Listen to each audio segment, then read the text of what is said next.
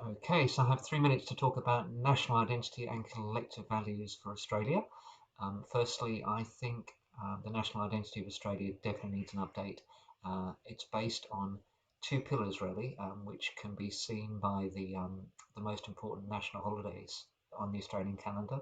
Firstly, Australia Day, which commemorates the invasion of Australia by the British Empire back in the 1700s. And secondly, Anzac Day, which commemorates the first participation of Australia in a war as an independent nation back in 1915, when it fought in Turkey at the behest of the British Empire in the First World War.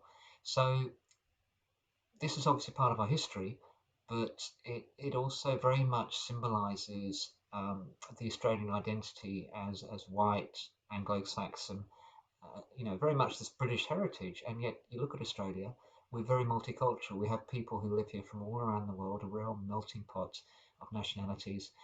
We sit on the edge of Asia, not in the United Kingdom. We have Aboriginals living in this country that we're slowly starting you know, to recognise more. We had the Aboriginal reconciliation 12 years ago now. Uh, Ceremonies or customs such as welcome to country, recognition is increasingly being done in Australia more. And so I think we are starting to learn more about Aboriginal history.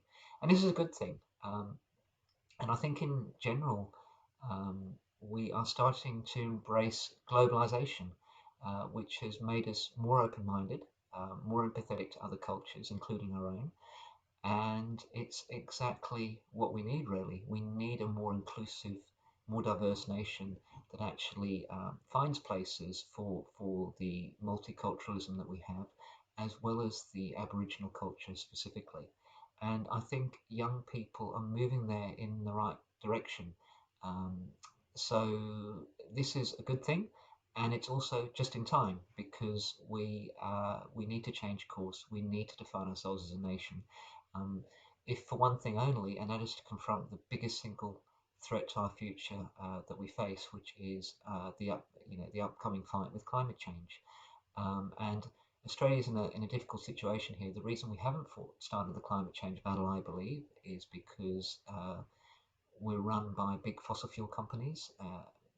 Big business interests that have a lot of money in fossil fuels. So we have to overcome that.